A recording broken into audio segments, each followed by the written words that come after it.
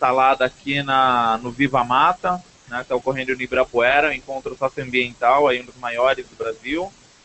Né, a gente tem aqui, para debater o nosso tema das instâncias hidrominerais, vou pegar minha colinha, Cristina Lerosa, presidente da ONG Guará, da ONG Guará, e membro do movimento Show Mineradoras.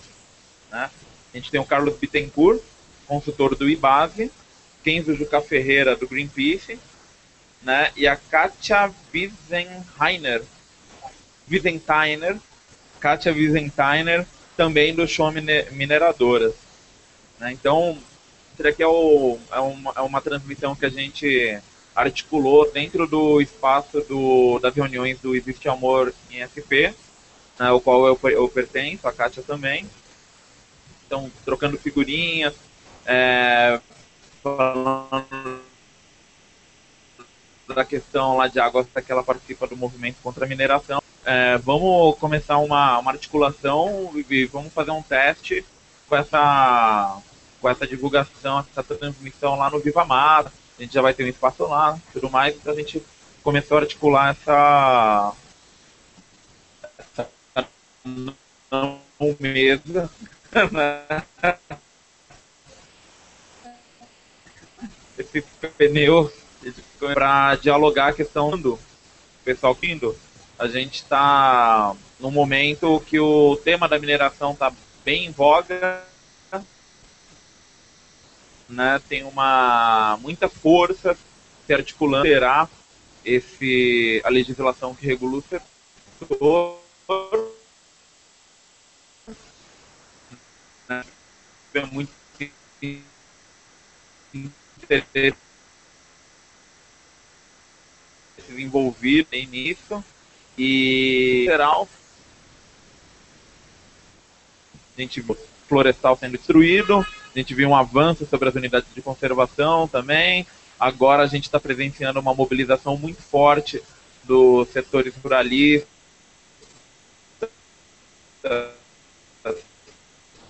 né, das empresas em cima das terras indígenas e quilômetros, onde hoje está acontecendo nessa conjuntura, né, onde as forças do atraso estão avançando em cima das poucas conquistas que a gente tinha aí legais, né?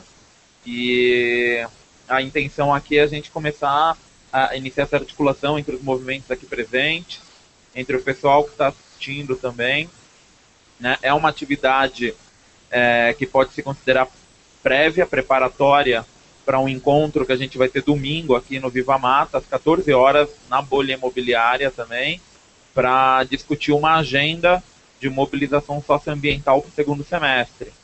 Que, por enquanto, a gente tem um nome provisório de causa, né? A gente quer construir uma grande causa comum aí para o segundo semestre, se materialize numa agenda de mobilização de encontros, marchas, ocupações de espaços públicos, com o intuito de disputar a opinião pública para uma agenda da sustentabilidade. Né?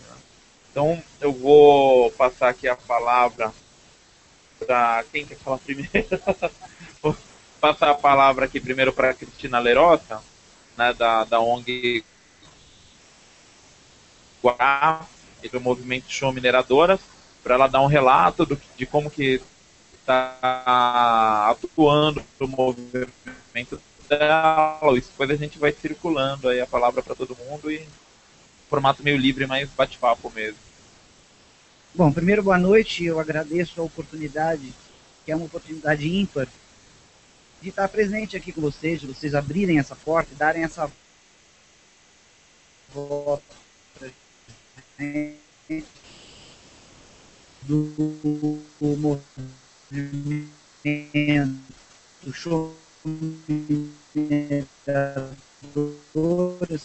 porque ameaças são então eu agradeço aqui todos que nos ajudaram a chegar até aqui. Eu nem imaginava essa oportunidade. Agradeço até a Kátia ligação que ela tem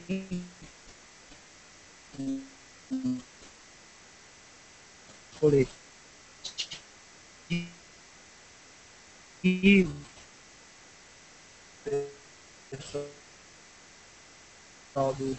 existe a esperança nova do cara, a gente impediu um grande estrago. as instâncias, elas são consideradas, quer dizer, são esquecidas,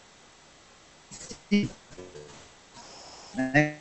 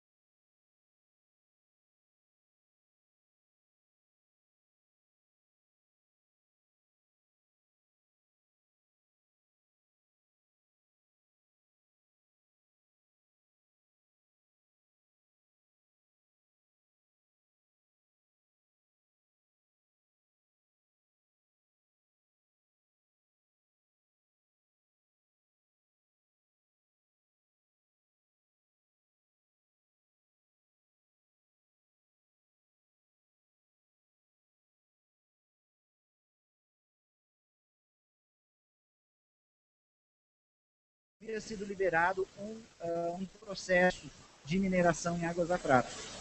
E aí nós fomos levantar o que existe. Simplesmente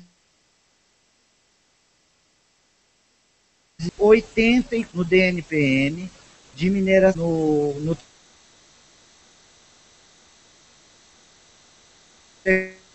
território de Águas da Prata. 93% corremos bem, todo para proteger a nível federal, a gente só pode segurar meses, não sei. A nossa fazendo leis e tem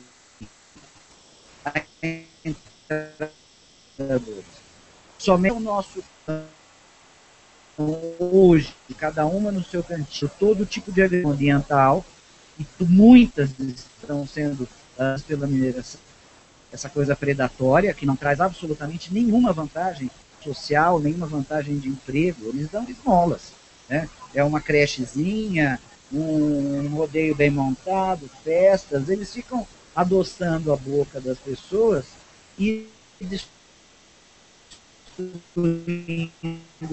a cidade. Quando vão embora, não sobra mais nada. Isso é dar voz a todas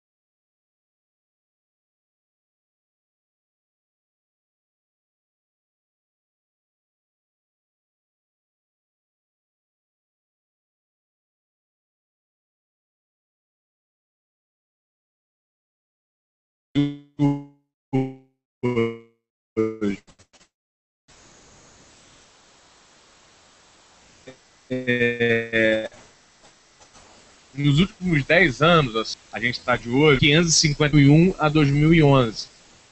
Isso não é um dado qualquer. E, desde essa produção atual, o governo lançou um plano de mineração 2030, que cria metas de expansão para 2030, que prevê duplicar, em alguns casos, essa já altíssima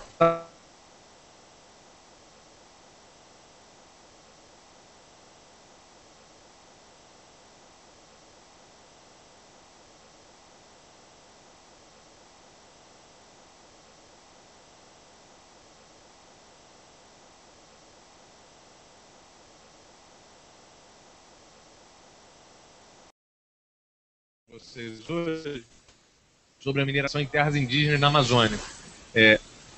Mais de 30 terras indígenas da Amazônia estão com mais de 90% das suas áreas ocupadas por requerimentos minerários. Então, estou dando alguns dados só para alertar a dramaticidade da coisa. Né?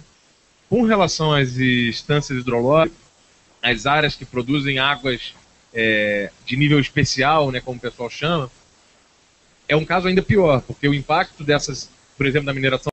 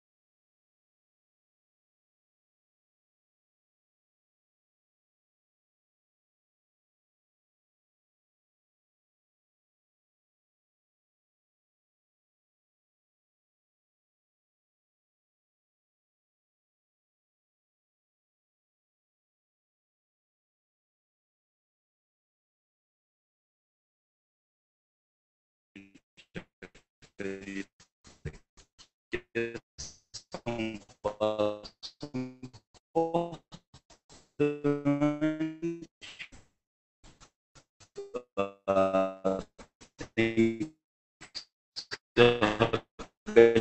para que uma dinâmica de queda dos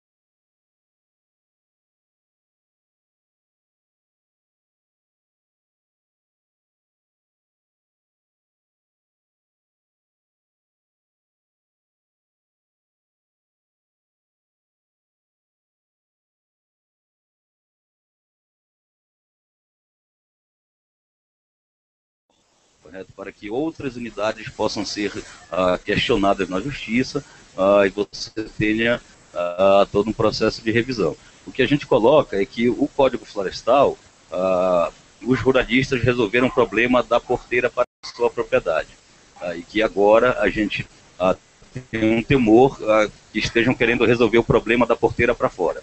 Ou seja, então aí tem os territórios indígenas, unidades de conservação, todo o ataque ao novo Código de Mineração, ou seja, um conjunto de medidas que, ao nosso ver, são muito danosas para o meio ambiente, tá, e que a sociedade não aceita. Tá? Então, acho que essa iniciativa aqui ela é importante, esse setor para uma outra perspectiva de modelo de desenvolvimento. Tá? Essa não é a única opção que o Brasil tem. Tá? O Brasil é um dos poucos países do mundo que tem a oportunidade de aliar crescimento econômico, desenvolvimento com conservação ambiental. Tá? Existem muitos países que já perderam essa possibilidade e, na nossa opinião, a gente tem que fazer de tudo para garantir essa nossa vantagem comparativa, tá? Para garantir a conservação de florestas e poder apontar para um outro patamar. Tá? O Greenpeace está à disposição, estamos participando de várias redes, aqui com Fora do Eixo, com diversas entidades que estão fazendo esforços para reverter essa situação, tá? E a nossa perspectiva é seguir na campanha e poder reverter todos esses processos. Obrigado. Chegada aqui dos membros do Brasil pelas Florestas, a Flávia Cremonese, Juliana Teixeira ali no cantinho, a câmera filmar ela. O pessoal aí do movimento chegou aí. A gente também aqui entrou na bolha imobiliária para assistir o debate, o Francisco Vasconcelos, presidente do Instituto de Desenvolvimento Sustentável da APA Bahia de Camamu, da Bahia. E o companheiro, esqueci o... Oi? E Eber também veio aqui dentro da bolha, assistiu a discussão, o diálogo sobre a questão da mineração e do desmatamento.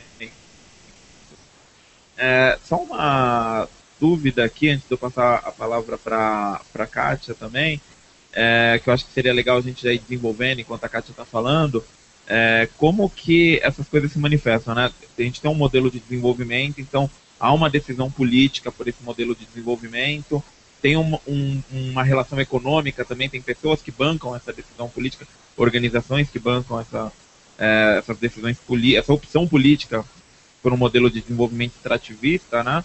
Então, deixar aqui para o pessoal pensar após a fala da Kátia, né, em uma resposta.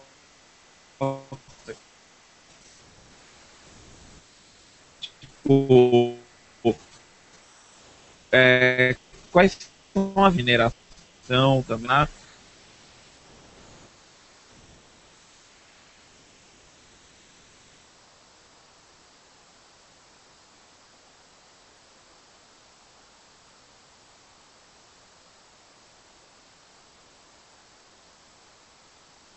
E a paisagem é outra, tá? A extração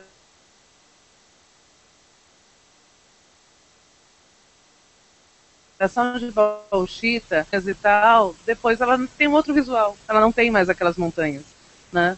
E na verdade, assim, esses dias vendo um vídeo que eu recebi da Costa Rica, onde eles tiveram todos os problemas que o Brasil enfrenta hoje, né? E eles durante 30 anos brigaram, todos os movimentos lutando juntos, e chegaram a ter o quê? Tá? Hoje a Costa Rica não se minera na Costa Rica. É proibido qualquer tipo de mineração naquele país, né? Então, acho que assim, uma voz lá em Águas da Prata, ela não tem um poder para fazer sozinha uma lei nacional. Ela não tem como mudar o novo Código de Mineração. Mas eu acho que, na verdade, esse tipo de debate, esse tipo de coisa é muito legal para que as instâncias todas se juntem para poder juntas brigar por alguma coisa que seja feito para defendê-las. Tanto na questão de desmatamento, como na questão de mineração, e tudo que envolve a proteção dessas instâncias, entendeu? A mineração hoje, ela é uma grande praga, tá? Eu acho, para a maioria das cidades onde ela é feita. É claro que a gente acaba usando os produtos que são frutos dessa mineração, mas assim, onde ela é feita, ela tem um poder de destruição absoluto, tá? E eu acho que assim, existe sim, não uma bancada mineralista que eu conheça, mas que existe algo, um grande impulso a estar apoiando isso sim, pelo grande valor agregado que tem a maior parte dos minérios que essas empresas vão extrair. Tá? A bauxita é muito mais rentável para qualquer empresa do que você, por exemplo, envasar água, né? Então acho que é meio por aí. Tá ok? Alguém quer comentar aí as questões que eu coloquei? Então, de uma bancada, alguma observação? Bom, eu acho que pelo poder econômico que existe por trás de uma mineradora ou das mineradoras, é óbvio. Né? Lamentavelmente, eu sou uma crítica um pouco ácida à política atual, e acho que comigo muita gente, quem financia a campanha política tem mais voz do que quem vota. Né? Hoje, a maior parte dos nossos políticos, lógico, existem exceções, existe gente muito bem lá, que tem uma ideologia que nos representa, existe, mas a regra hoje é não servir ao eleitor, e sim servir ao financiador de campanha. Então, isso é uma coisa. Como é que você luta contra isso? Como que você vai numa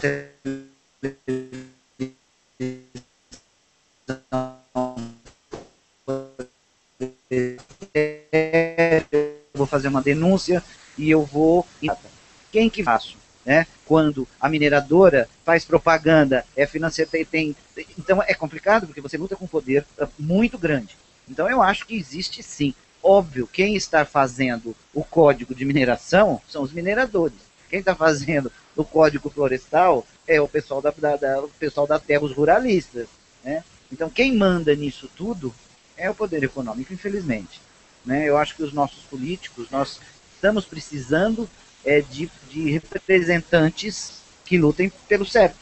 Né? Que não veja que eu acho que hoje existe as pessoas que acordaram e o resto está ou pensando no seu bolso, pensando nas suas vantagens, ou está dormindo, né? Não, acho que tem uma coisa adicional, total acordo, que é o modelo de desenvolvimento brasileiro hoje, depende de uma série de balanços macroeconômicos que são o centro da política geral, né? Então, a mineração é o eixo fundamental, a mineração, o agronegócio, para estabilizar a balança de pagamentos e a balança comercial brasileira. Então, na verdade, produzir, extrair, né, não se produz minério, se extrai minério, extrair mais minério é a condição que o governo tem para manter a balança comercial equilibrada. O que preocupa, os dados desse ano estão mostrando que a balança comercial está negativa, quer dizer, está saindo mais dinheiro do que está entrando.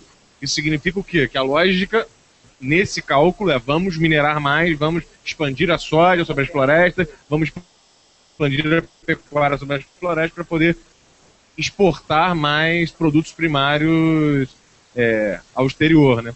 Mas o interessante disso é o debate do superávit, no final das contas. Tem superávit ou não tem? Eu escrevi um breve artigo assim, comparando duas tabelas. O governo produz bastante dados, a gente tem que ir lá buscar e analisar. Porque dizem que tem superávit no Brasil, né? Em termos monetários, é verdade que vinha tendo. O superávit até 12% chegou, 8%, veio caindo em dólares. Mas se você olhar em volumes, na verdade a gente tem um super déficit, na verdade. Um super e gigantesco déficit, muito maior do que o superávit.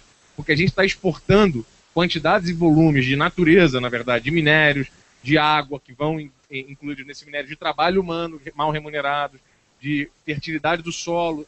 Tudo isso sai nesses volumes gigantescos. A gente exporta mais de 6 bilhões de toneladas e importa menos de 3 bilhões de toneladas. Então, olha o déficit que a gente tem de materiais e energia nessa troca de intercâmbio. Então, a própria lógica que fundamenta esse modelo de balança comercial e tudo mais é uma lógica perversa, que é a lógica do vamos ganhar dólar. Então, às vezes se fala, o preço dos minérios estão altos.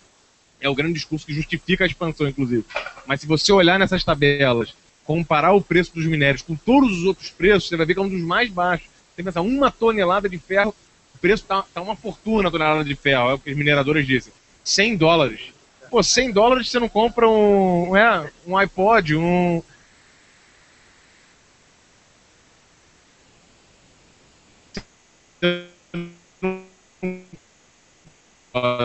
uma tonelada de ferro, que você destruiu água, destruiu valores, é necessário fazer uma crítica abrangente desse modelo. Eu concordo, há uma bancada, há uma pressão pelos financiamentos de campanha, mas há um interesse do próprio executivo, eu acho, de manter essa lógica do equilíbrio macroeconômico que fundamenta essa expansão, né?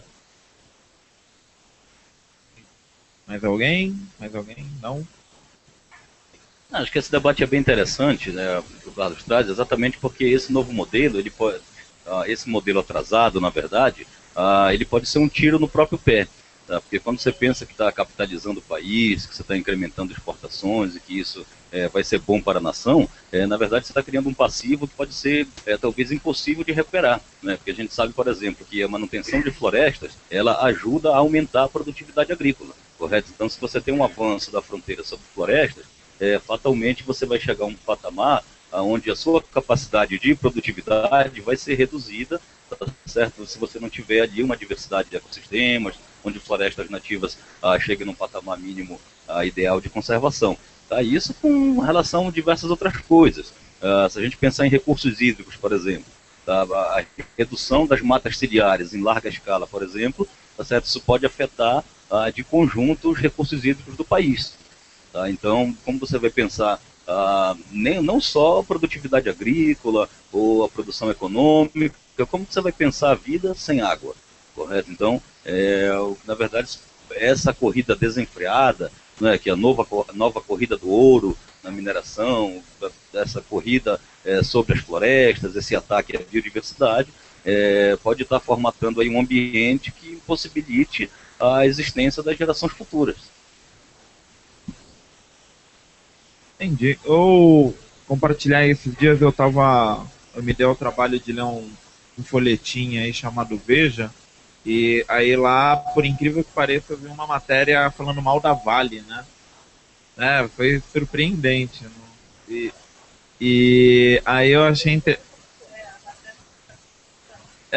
talvez tenha sido isso, né? A Kátia tá falando que é provável que a Vale tenha deixado de pagar anúncio na Veja, e a Veja fez uma matéria lá. E eu achei interessante o conteúdo da matéria, estava falando do esquema de essa matéria que ninguém lê Veja, né? Parabéns, galera. Eu vou me justificar aqui. Eu tava na casa do meu pai é assinante, aí eu tava indo pro banheiro, eu falei, deixa eu pegar alguma coisa pra ler pra ajudar, né? Aí e aí tava falando do esquema de espionagem, monitoramento que os caras têm, e eu fiquei impressionado, né?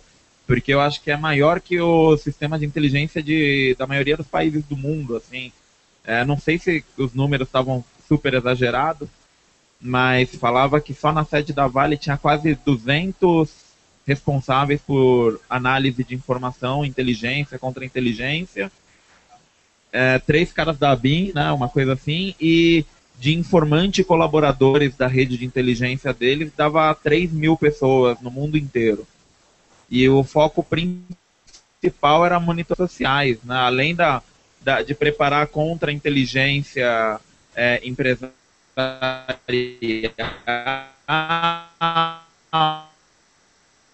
né, industrial, nessa reportagem que o foco principal era monitorar os movimentos sociais. Que eles falaram disso, aí a Veja mostrou que era a Veja mesmo, né, que eles até justificaram um pouco, né, tem que lidar com o MST, né, tá, eles meio que justificaram isso, assim, né, só acharam que estava um pouco exagerado, né, afinal 3.000 informantes no mundo inteiro é gente pra caramba. Eu tenho uma amiga que já foi assessora de imprensa da Vale.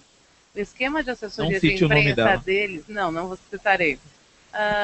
Para cada local, cada sede de assessoria, eles têm um grupo jurídico, porque assim, eles estão tão sujeitos a acidentes ecológicos o tempo todo, e é tudo tanto escândalo, que assim, chega num ponto que o jornalista não tem mais o que negociar com a imprensa. Quem já entra para negociar com a imprensa é o corpo jurídico da empresa. O nível que eles existem, né?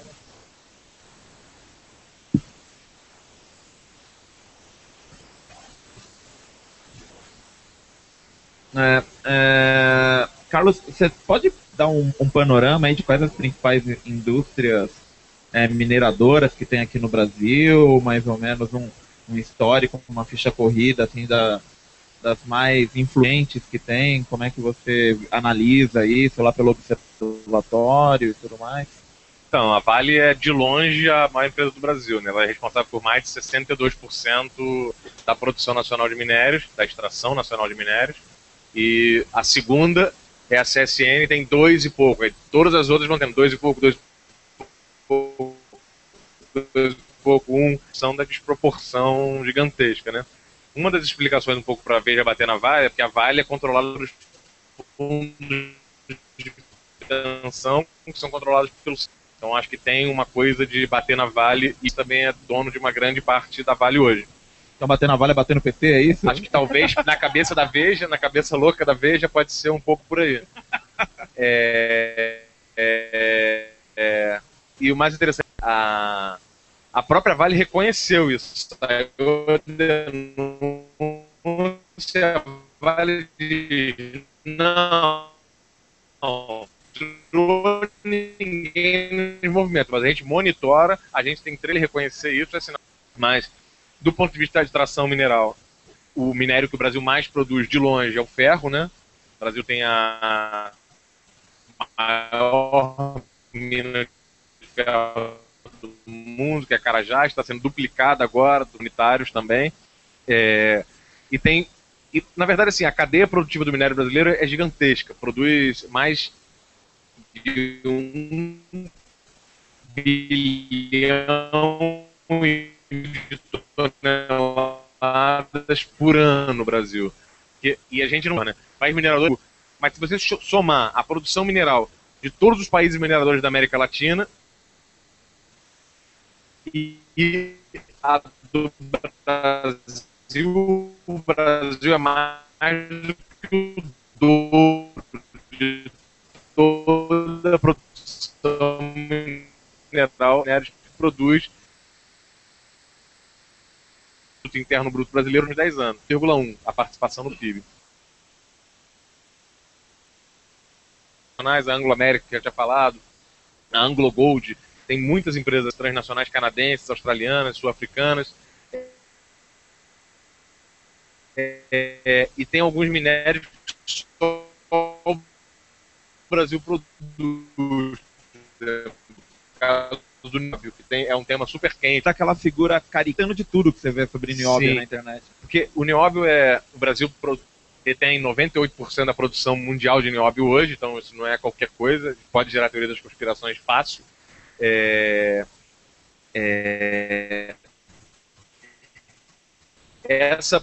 O nióbio, na verdade, ele tem uma característica geológica que o ponto de fusão dele é muito alto, então ele pode sofrer temperaturas muito grandes e não derreter.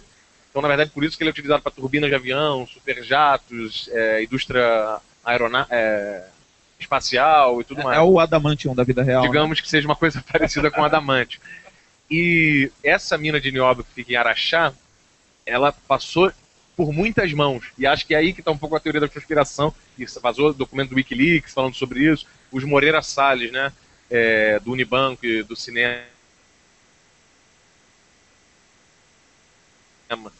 na mão de americanos. E agora, se não me engano, ela é dividida nessa coisa de SA, é dividida por capital japonês, um pouco de capital brasileiro ainda vindo dos Moreira Salles e um pouco de capital americano. Mas eu já li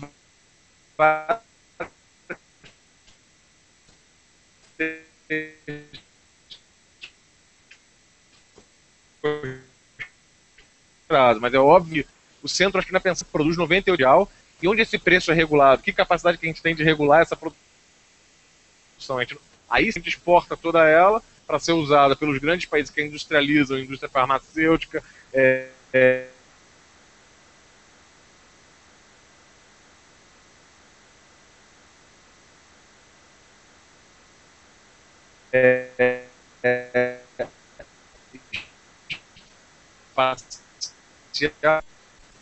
e a gente chama essa subordinação nesse mercado mundial de minerais também, né? Cheguei a escrever isso em algum lugar, que as pessoas falam, o preço está alto. Por que os preços dos minerais estão altos? Dizem que estão altos. Estão altos relativamente, porque no início era de graça. No sistema de troca de mineração no Brasil, o Brasil cumpriu um papel destacado, porque vinham aqui, pegavam ouro, pegavam tudo e levavam de graça. Então, se estão pagando $100, a gente deveria agradecer, né? Parece que a dinâmica é um pouco assim, né? Quer dizer, então, não são mais colônia, porque agora a gente paga $100 para vocês e vamos adiante.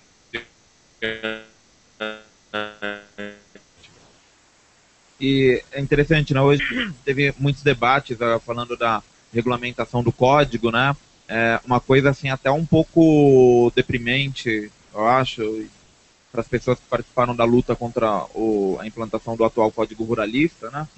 E a gente ficou 2 anos lutando contra essa alteração genocida aí na legislação. E aí hoje a gente estava discutindo grupos de trabalho que monitorassem o cumprimento efetivo do novo código, né? E assim, foi muito surreal isso, assim, tipo, você via as pessoas falando, todo mundo metendo pau no novo código, mas a gente estava lá discutindo, grupos de trabalho queriam monitorar a efetiva implementação do novo código, né, da parte boa do novo código. E aí no meio dessa discussão toda, assim, se levantou informações, né, que se repetiram aqui, do porquê a extração de commodities, porquê a exportação de commodities ela é tão importante, que é exatamente por isso, né, o equilíbrio da balança comercial, superar e tudo mais. A gente sempre questiona esse modelo de desenvolvimento, mas é um pouco nebuloso para as pessoas a alternativa a isso, né? A gente tem essa questão da dívida pública,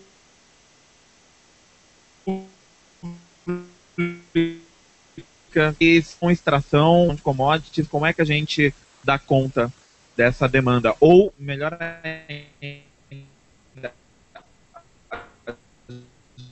a gente dá conta dessa demanda, né? É uma demanda, ou é mais sustentável a gente mudar, né, o sistema para que a gente não precise dar conta dessa dívida pública, dessa mineração, desse superávit e tudo mais, né? E é viável, né? Dá para a gente fazer isso? As condições são propícias para isso? Se não são, como que a gente caminha, etc. Alguém quer abordar? Opa, nosso convidado especial aqui.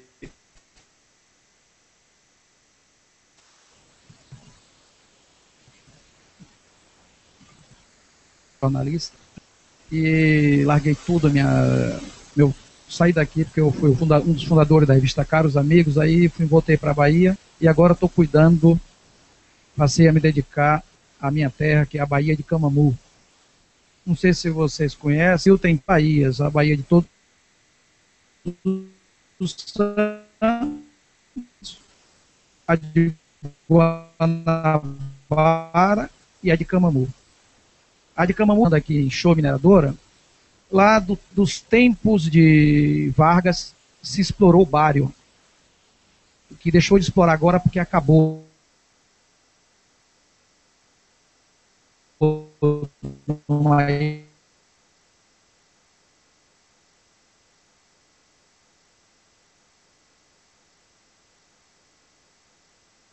Que é usado na extração de petróleo. Estava ensacado, vendido a Petrobras, para a Petrobras perfurar o petróleo aqui, ali na região de Mataripe, na Bahia. Então nós, um grupo DAC, que é o Instituto de Desenvolvimento Camamu. Por que nós criamos isso? Por que eu estou aqui? Eu vim aqui porque nós criamos agora uma fanpage, se vocês entrarem em DAC, vocês vão ver o que é. Estamos começando agora. Eu vim aqui para aproveitar o espaço, que eu sou sócio do SOS Mata Atlântica, e porque nós colocamos lá, nós curtimos lá o Greenpeace, o desmatamento zero. Porque é um problema na minha região hoje o desmatamento. A minha região, chamada Baixo Sul e Sul da Bahia, era uma região com maior densidade de floresta atlântica do Brasil. Mas não eram porque as pessoas tinham entendimento disso. É porque eles mantinham a mata para o plantio do cacau embaixo. Apenas a mata era mantida por causa do cacau. Com a crise do cacau, a vassoura de bruxa, eles começaram a desmatar aquilo ali, o resultado está nos rios ficando escasso, faltando água nos rios, etc, etc. E aí nós criamos esse instituto, viemos aqui para falar, para convidar vocês, porque lá é muito conhecido pela Barra Grande, que é um lugar maravilhoso, que tem as praias, tem os hotéis de luxo, por causa do Morro de São Paulo, que fica na ponta da Bahia, mas a verdade é que lá houve de uns 6 anos para cá, deixou de produzir, ali era a região de maior produção de caranguejo da Bahia. E de uma hora para outra o mangue está lá bonito, do mesmo jeito, mas não tem caranguejo. Por quê? As discussões são várias, a gente fica tentando com a exploração de gás na bacia de Mananti, que fica lá na frente, que é uma área explorada por uma empresa de petróleo americana chamada El Paso. Cedida, foi logo que o governo começou com o governo Fernando Henrique, expandido no governo Lula. E essa região é uma região que está lá abandonada pelos movimentos sociais, pelos movimentos ligados ao terceiro setor.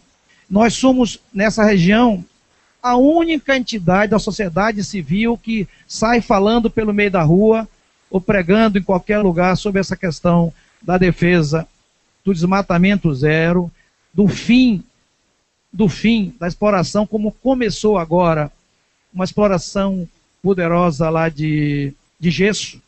Nós fomos para a porta da minério, e é uma empresa, não sei se é americana ou alemã, chamada Knauf, para fazer essas paredes de gesso que faz hoje por aí.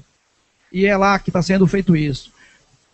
E a estrada para chegar à mineração, aqui em forma de foi dada de presente para ele pelo atual governo brasileiro. A estrada com asfaltada, e as regiões carentes não tem nem estrada de terra, para vocês compreenderem. Então, meus amigos, eu deixei meu cartão com o companheiro, como é seu nome? André Takahashi. Pois é, eu sou casado com japonês. Então eu vim aqui tá com ele meu nome. O nome do nosso instituto é IDAC, IDAC. Tem uma fanpagezinha que está com 100 e poucas já agora, a gente curtido. Quero que vocês entrem, que participem. Nós estamos curtindo, começamos agora postar tudo que vem, eu sou sócio do SS Mata Atlântica, e todo o material que vem que está na fanpage do Greenpeace, a gente está republicando com relação ao desmatamento. E nós viemos aqui pedir socorro. Eu não estou aqui pedir socorro. Eu e minha mulher viemos para aqui, pegamos o avião por nossa conta, estamos no hotel aqui, e onde houver um microfone, aonde houver alguém para falar, eu quero falar que é preciso que alguém olhe pela Baía de Camamu. E, minha gente, no litoral brasileiro é a única entrada, é a única baía que não está poluída, até agora. Não sei se vocês sabem, é lá que mora todos esses poderosos, tem essas mansões lá, um lugar chamado Barra Grande. Se vocês baterem Barra Grande no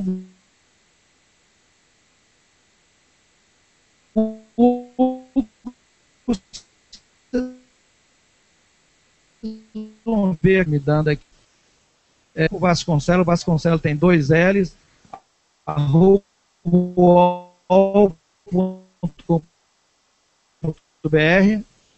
e o nome do nosso movimento sustentável. Muito obrigado a vocês aqui pelo ter me ouvido. Obrigado. No domingo a gente vai ter uma reunião aqui na Bolha mesmo, às 2 da tarde, não sei se você vai estar aqui em São Paulo ainda, né? Tá convidado, a gente vai discutir a criação de uma agenda para o segundo semestre de mobilização multitemas, né, para socioambientais. A gente está querendo fazer uma concentração de mobilização no mês de outubro, né, e está convidado para vir aqui participar da articulação.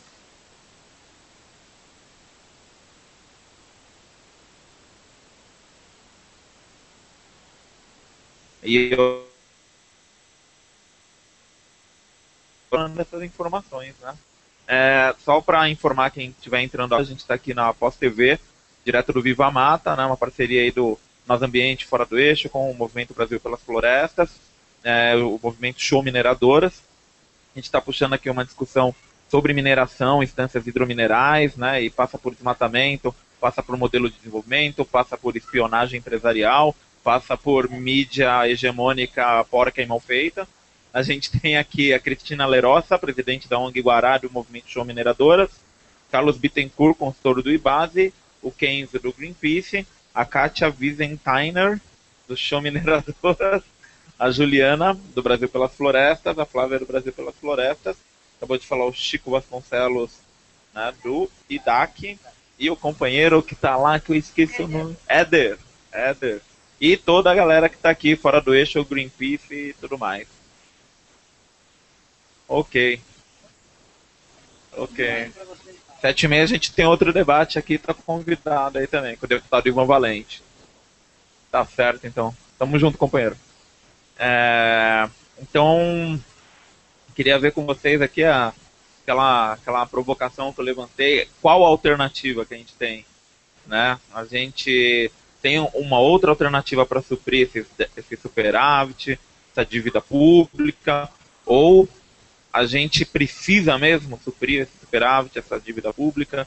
Como que a gente resolve? Acho que a gente tendo uma narrativa clara em relação a isso, fica mais fácil a gente mostrar para a população que há alternativas, que tem uma luz no fim do túnel, que não precisa ser assim. Kenzo tá com uma cara de quem tem a resposta, né? Põe na roda, Kenzo. Põe na roda que eu tô vendo que...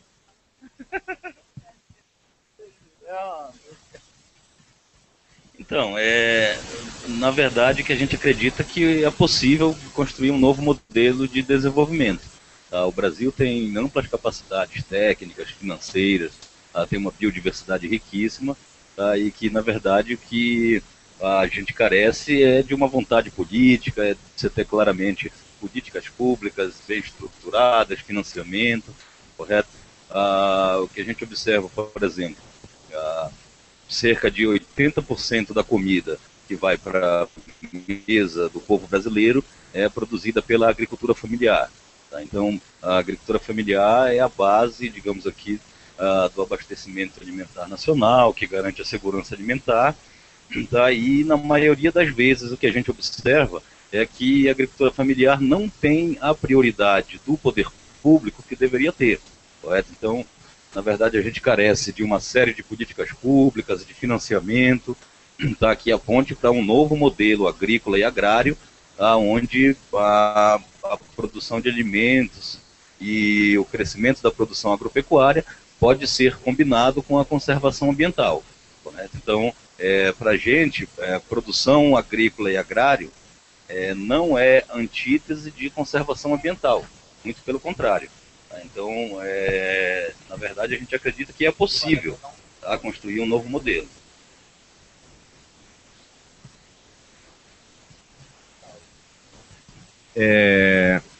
Primeiro que eu tenho dúvidas se o que a gente quer construir é um outro modelo de desenvolvimento alternativo, se é desenvolvimento mesmo que a gente quer em certo sentido, assim, porque às vezes está lá uma comunidade que tem um empreendimento agrícola super sustentável, vive daquela forma há anos e anos, há décadas, há séculos às vezes, e o desenvolvimento chega lá, muda aquele modo de vida, institui uma nova forma de empregar, de viver, de se alimentar. E eu tenho sérias dúvidas se isso se desenvolveu ou se evoluiu, né?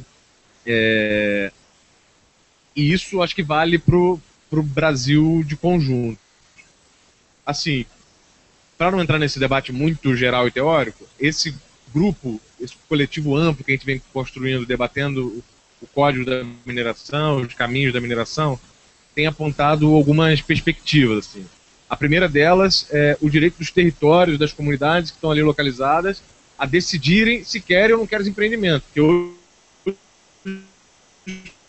processo de licenciamento, na verdade, tem audiências, né? E audiências é exatamente isso, para ouvir. A audiência de ouvir. Você vai lá e ouve o que as empresas estão falando, o que o governo está falando, e elas seguem como se fosse um rito. Não, os processos de licenciamento têm que ouvir aquelas comunidades e elas têm que ser consultadas se querem ou não querem aqueles empreendimentos. Uma outra coisa que a gente estava conversando, tem tudo a ver com as instâncias e com outras situações, é que a gente tem que ter uma organização do país pensando onde se pode, onde se talvez possa e onde não se possa fazer mineração, por exemplo, ou plantar eucalipto, ou fazer monocultivo. Porque tem lugares que são ecologicamente frágeis para a instalação de mineração, tem lugares que são socio e culturalmente frágeis diante da mineração, então acho que existem lugares que devem ser livres de mineração ou livres de grandes empreendimentos desse tipo, né? Monocultivos, mineração e tudo mais. A gente listou nesse processo 7 pontos para o debate, são 7 elementos. Então, democracia é um dos elementos. O código de mineração está sendo debatido pelo governo, as mineradoras já estão modificando, saindo na imprensa, as mineradoras conseguiram modificar o royalties, as mineradoras conseguiram isso e aquilo, e a gente sequer teve acesso. Eu fiz reunião com a Gleisi Hoffmann, reunião com o ministro Gilberto Carvalho, e eles falam, não, a gente não pode mostrar para vocês o código, porque isso vai criar democracia demais, vai atrapalhar o código ser aprovado. Então a gente quer, na verdade, pegar vocês de surpresa mesmo, apresentando isso direto para o Congresso. Então, democracia é um ponto, direito dos territórios a afirmarem sua vontade ou não dos projetos é outro, áreas livres de mineração é outro, a questão das terras indígenas, de que só se possa fazer mineração em terras indígenas depois que o Brasil regulamentar o convênio 69 da OIT, que regulamenta o direito de consulta prévia, livre e informada aos povos indígenas é outro, o processo de fechamento de minas, que é gravíssimo, Poços de Caldas, que estava citando um exemplo de mina de urânio, que foi abandonada, teve infiltração ácida, contaminou as águas subterrâneas com arsênio, é outro. Então a gente está defendendo que quando você abre a mina, você já tem que contingenciar recursos para o processo de fechamento da mina, porque às vezes o cara, quando chega a hora de fechar a mina, ele fala, a empresa faliu, deixa a mina para trás. O direito dos trabalhadores da mineração que morrem, sofrem processos gravíssimos, agora morreram 6 no Amapá, é uma outra questão. Então a gente está tentando, eu acho que não dá para dar uma resposta para caminhos e o primeiro deles talvez seria dizer, não vamos avançar mais sobre a natureza, não vamos avançar mais sobre as florestas, não vamos avançar mais sobre os modos de vida e modos de fazer e viver das comunidades. Vamos aprender, inclusive, com essas, porque, na verdade, às vezes fala, vamos levar o desenvolvimento para a Conceição do Mato Dentro ou para as Águas do Prato. Mas o desenvolvimento é esse, com crack, que na mineração, ontem tive uma matéria no Jornal Nacional sobre o pessoal usando crack para ir para a mina e render mais na mina, louco, né? Então, acho que eu tenho dúvidas se eu quero é outro modelo de desenvolvimento ou se eu quero até um pouco romântico dizer isso, mas talvez esse romantismo seja revolucionário, né? Olhar para trás com um pouco de aflição e terror com o que eu vejo pela frente, assim, sabe? Então talvez achar respostas de modos de vida passados, pretéritos, que possam nos ensinar muito mais do que esse futuro que às vezes me aterroriza. Essa sua fala final, eu fiquei imaginando o que o repórter da Veja iria escrever. Ambientalistas defendem retorno à Idade da Pedra. Né? Mas é isso, né? Então, eu tenho uma coisa para falar aqui também a respeito disso, que eu também não tenho uma resposta acabada, né? Se eu tivesse uma resposta acabada, já estaria escrevendo um livro, né, sobre isso, gravando um documentário e tudo mais. Mas o que me parece, eu vejo no meio socioambiental, as pessoas falam muito do consumismo, que o problema é o consumismo, a obsolescência programada, o consumismo, blá, blá, blá. Mas o consumo ele está ligado à produção, né? Então, um tá relacionado ao outro, um condiciona o outro, é que nem o ovo a galinha, você não sabe o que puxa o outro, então é uma mudança geral mesmo. E quando a gente fala dessa mudança geral é complicado, né? Porque aí você começa a ver que as fronteiras nacionais não bastam para essa mudança geral, porque existe o comércio internacional, inevitável. E aí você fala, nossa, né, essa mudança de produção e consumo tem que ser mundial, que coisa, né? É fácil, fácil, fácil, é fácil. Então, são pistas, são indicações, né? Além do que você falou, né, pontuar essa parte aí da produção e consumo, eu vejo isso sendo abordado muito pouco no movimento ambientalista, nas campanhas, né?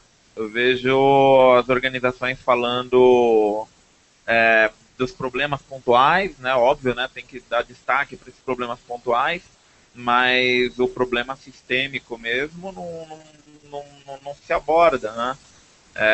Todo mundo tem medo, né?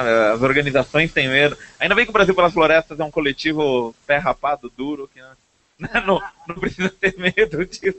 Mas assim, eu vejo que é isso, me parece isso, né? Que eu tenho medo de falar que a gente vai ter que mexer em coisas bem complicadas, né? Para ter uma solução, não digo definitiva, mas um avanço realmente significativo, que é mexer na questão da propriedade, né? A questão da propriedade, porque você vai mexer como uma produção funciona, você vai ter que discutir a propriedade desse meio de produção, e aí a gente cai numa análise que muitas pessoas podem até achar demodê, né? Uma coisa meio nostálgica, assim, mas eu não encontrei uma outra análise que me provasse o contrário, né? Que a gente tem que mexer na produção, na propriedade mesmo. Não sei até que ponto a gente tem quebrar esses paradigmas de um modelo de desenvolvimento ou um modelo de sociedade, né? Para não ter um desenvolvimento, crescimento infinito e tal, mas um modelo de sociedade que não esgote o planeta e não esgote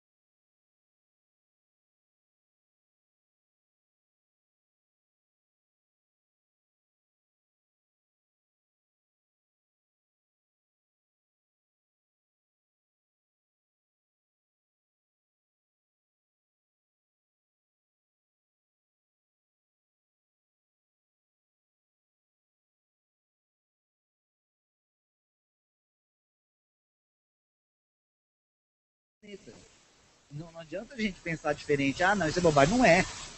É um crime você acabar com uma mina d'água ou acabar com uma cachoeira para você extrair minério. Então, acho que os valores é que estão errados. A visão está errada.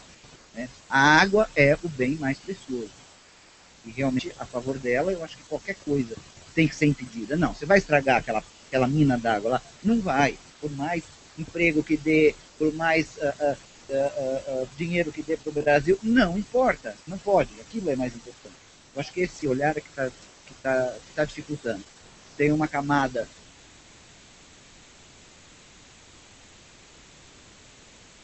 olhando cegos, porque são suicidas. E eu vejo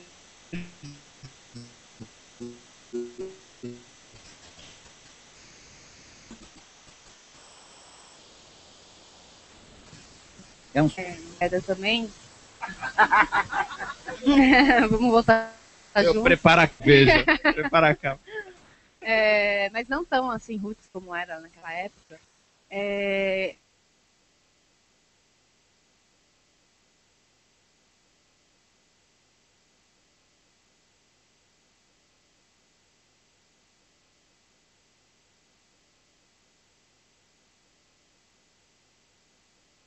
Nisso que a Ana falou.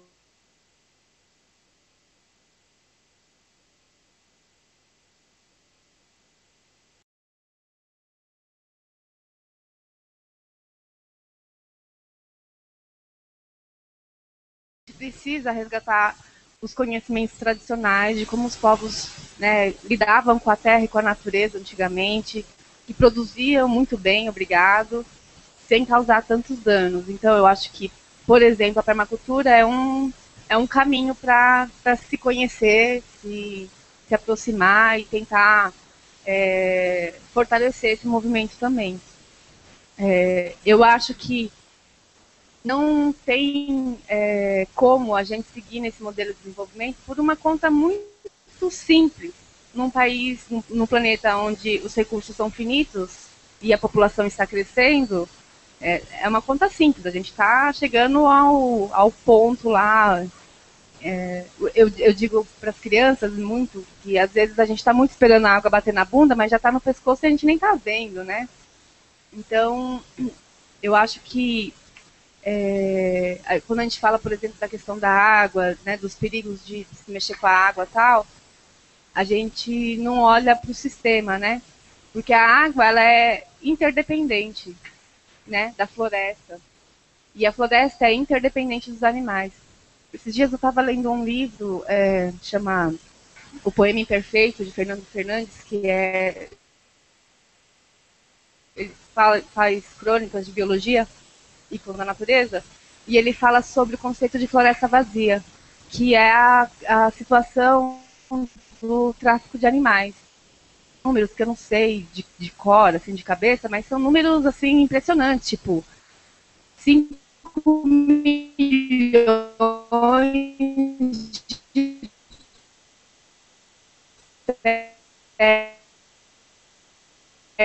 de ondas de 98. Assim, a imagem, isso tá tudo bem, né? Mas se você desce na floresta, a floresta tá vazia. E o que é uma floresta sem os animais? Ela não se mantém. Né? Aos poucos, ela vai tendo a sua característica original, vai perdendo biodiversidade, e isso é um risco grande.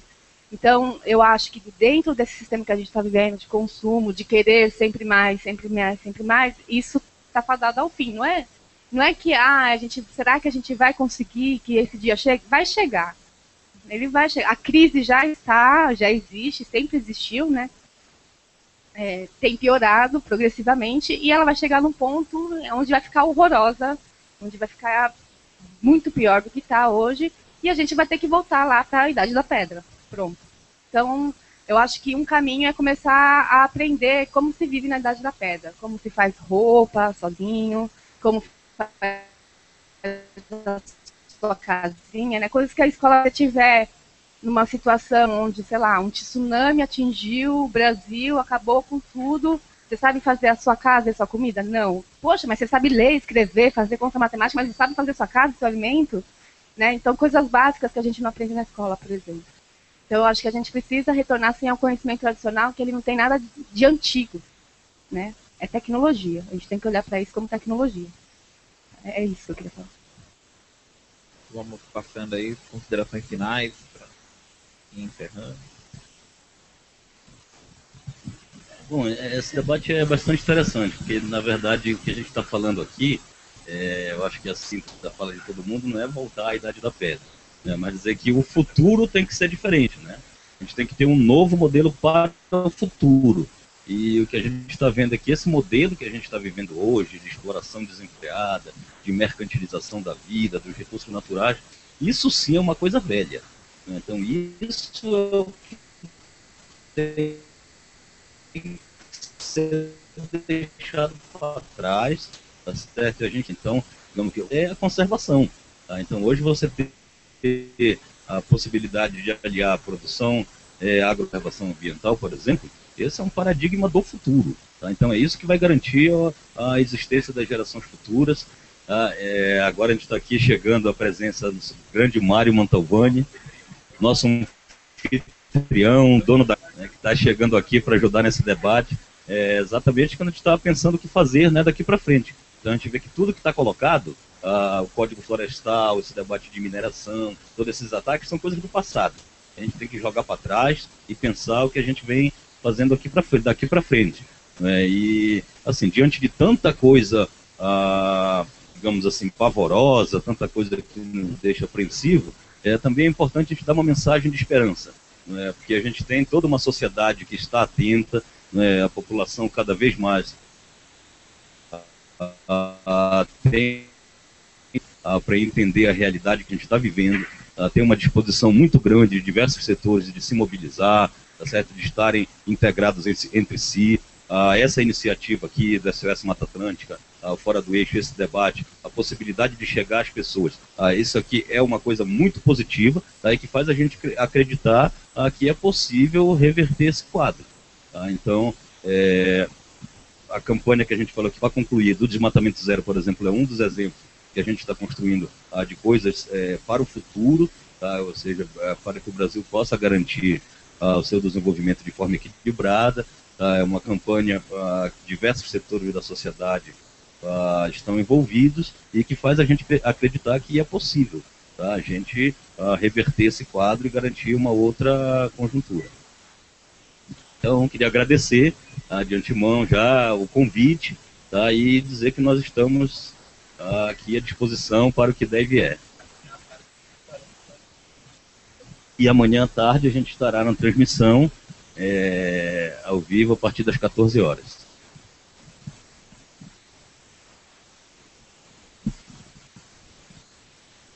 Bom, eu quero agradecer essa oportunidade, porque nós continuamos nessa luta, não vamos parar, a Águas da Prata vai continuar na luta, vamos nos unir com outras instâncias no Brasil inteiro. Nós não temos um levantamento dessas instâncias, mas estamos fazendo o possível. Tem o pessoal de São Lourenço, que está passando também um apuro muito grande com a Nestlé, com a extração de água lá, porque até o minerador de água, que infelizmente no Brasil a água é considerada também um minério e não um patrimônio natural importantíssimo, né, um patrimônio da humanidade, então é um minério, e assim tem sido explorado em São Lourenço. Então tem vários problemas que as instâncias hidrominerais estão passando. Então nós estamos indo para Brasília, o Movimento Show Mineradora está indo para Brasília, eu sei que tem outra também, uma outra entidade importante também movimento das serras e das águas, das águas de Minas. Minas sofreu muito, eu acho que é o estado que mais sofreu no Brasil e que está totalmente detonado, é uma paisagem terrível que se vê. Então eu agradeço a oportunidade, força para vocês todos, cada um na sua missão, cada um na sua briga, porque são esses movimentos que vão salvar o planeta. E Deus abençoe a todos e que dê força para todos conseguirem, dentro dos seus movimentos, o maior número de vitórias para a gente chegar no ponto que você falou, né? Uma outra situação. Eu acredito. Eu já fui menos esperançosa, porque eu não conhecia esses movimentos todos, o que estava pipocando no Brasil e no mundo. Hoje eu já acho que a gente tem chance, sim. Dá tempo de salvar tudo isso aí. Muito obrigado. Obrigado. Bom, eu acho que, na verdade, quando a gente começa a olhar como um panorama geral, aquilo que a gente acha que é um problema no quintal da gente, numa que está acontecendo naquela cidade e tal, e você começa a ver que é um problema que acontece com N pessoas, em N cidades, em N instâncias. E eu acho que é hora de todos esses movimentos se unirem, porque assim, cada um pequenininho na sua cidade não tem muita voz. Mas todos juntos é capaz de fazer alguma coisa realmente para mudar essa situação. Agradeço todo mundo que veio para o debate, bem legal. Começar agradecendo também, acho que a iniciativa é muito legal, o debate foi muito legal. E lá no Observatório do Pré-Sal do Extrativa Mineral, a gente trabalha com uma ideia, que não fomos nós que construímos, tem sido muito debatido na América Latina, que é a ideia do pós-extrativismo, né? Quer dizer, sair do extrativismo depredador, que a gente chama, para o extrativismo sensato, para o extrativismo indispensável, quer dizer, só retirar o que de fato a gente for consumir. Tem um amigo meu, que é do Greenpeace também, o Nilo, ele sempre usa uma frase que fala do petróleo, que é: a idade da pedra não acabou por falta de pedra.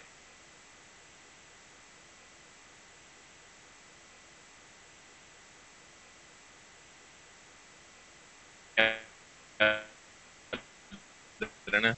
Que é muito mais criatividade, que as pessoas falam, tem que minerar, tem que fazer mineração, porque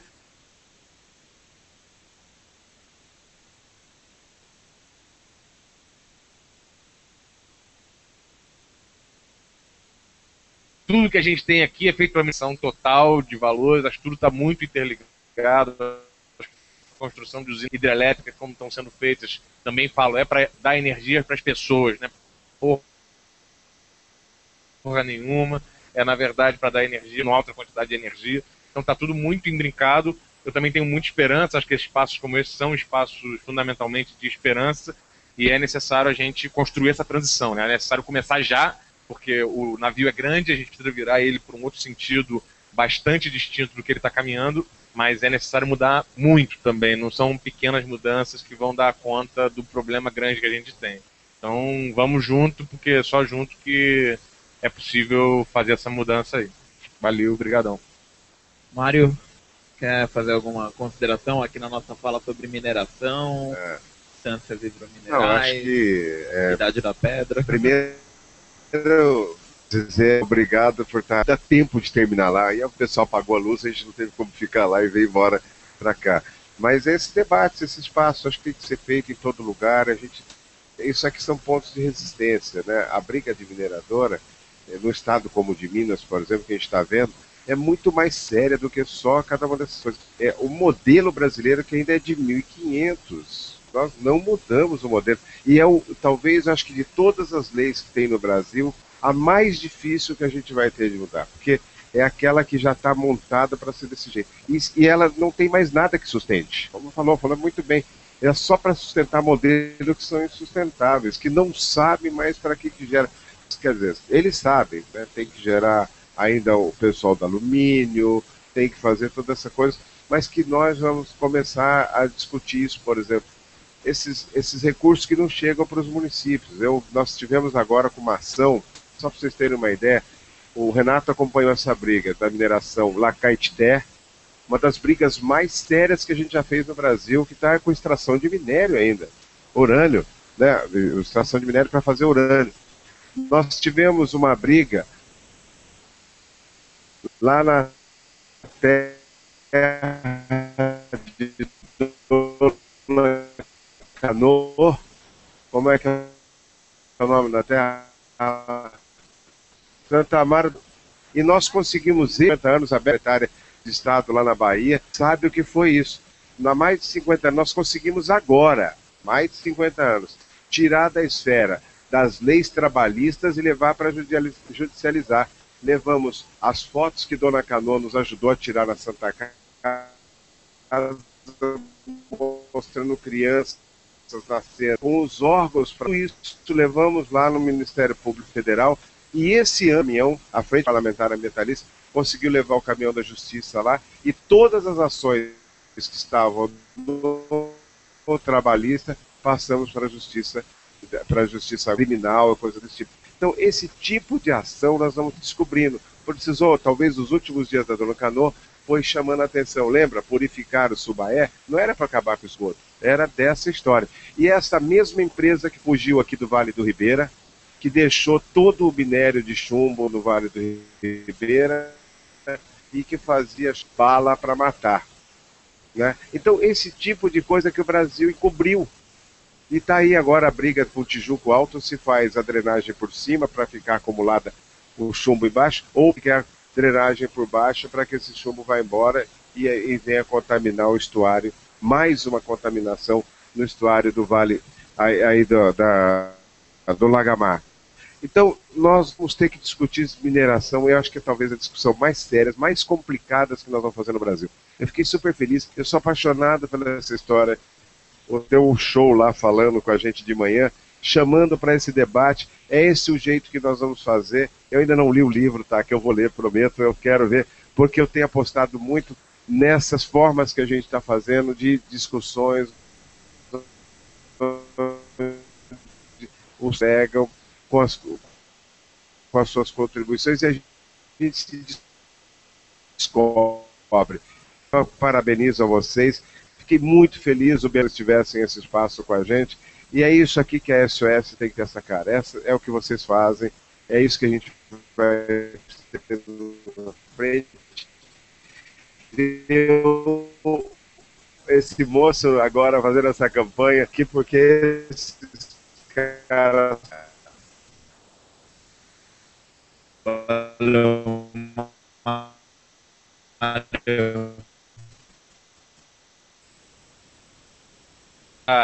relembrar aqui, na semana que vem, nacional em defesa.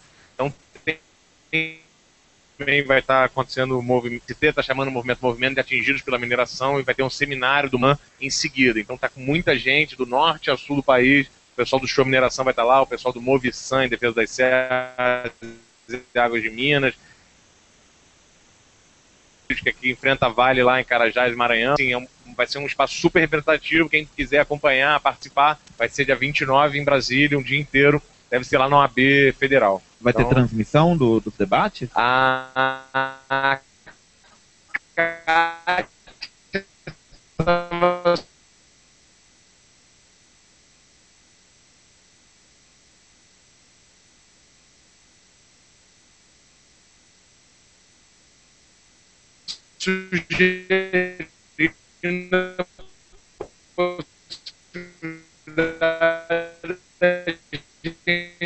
Fazer no concordando.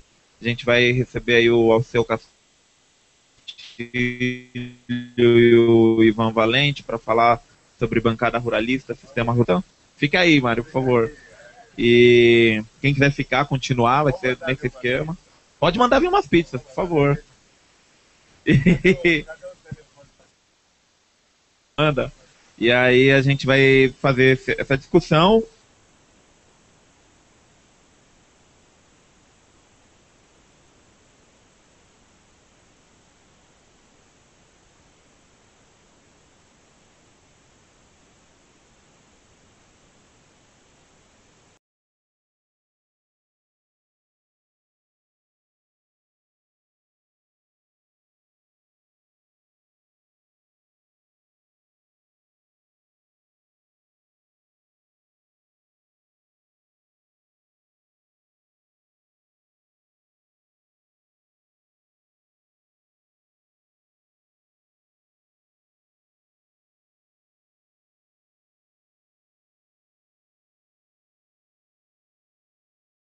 Já pode ir fazendo essa ponte, vocês lá, a gente vai se mantendo informado, porque eu vejo que eu não acho legal burocratização de movimento, mas acho que a gente passou a ser um colegiado nacional das lutas que consiga dar resposta rápida às coisas que a gente tem. A bancada ruralista organizando um grande bloqueio de estradas no dia 14 de junho, impedir a demarcação de novas terras indígenas e quilombolas e reverter algumas que já foram demarcadas, né? Então, além dos caras estarem exigindo CPI da FUNAI, a PEC 215 e tal, agora os caras já estão partindo até para ação direta, desobediência civil, né? Que é uma ferramenta de luta dos movimentos sociais. Eles estão se apropriando das nossas tecnologias para impor a opressão deles. É um absurdo isso. E o pior é que eles têm grana, né? Tipo, que a gente faz isso na disputa do imaginário, narrativa. Pô, é trator financiado pelo BNDES, né? Então, a gente um tipo de resposta rápida a isso, eu acho que vendo, já tem mais informações sobre essa ação absurda da bancada ruralista, e eu acho que a gente tem tempo até o dia 14 de bolar uma reação. Aqui estamos reunidos, temos contato e e-mail um do outro, né? Acho que dá pra gente bolar uma reação via virtual e pensar em ação mesmo. Tipo, no dia que eles estiverem bloqueando estrada, a gente, sei lá, vai abrir caminhos. Tipo, eles bloqueiam caminhos em nome do atraso, a gente abre algum caminho aí que esteja fechado, né? Então fica essa sugestão, a gente pode discutir isso domingo também como uma primeira grande ação dessa causa comum. E vamos que vamos, gente. Então daqui a pouco a gente tem aí o debate com o diálogo, né? Com o Alceu e com o Ivan. E muito obrigado por tudo, muito obrigado aí pela organização do Viva Mata, cedeu espaço, Fora do Eixo, pessoal da Pós TV, né? Aliás, quem quiser fazer um programa com o pessoal da Pós TV, eles são sedentos por pautas, né? É só falar com eles, né? PosTV.org, tem um contato lá, eles estão loucos para estar em todos os lugares, são verdadeiros ninjas da comunicação multimídia, né? E aqui o Brasil pelas Florestas também está junto aí, né? Precisando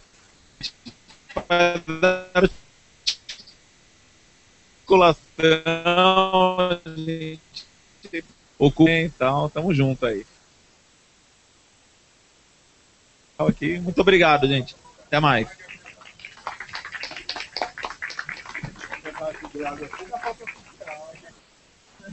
Você nunca aparece com a foto do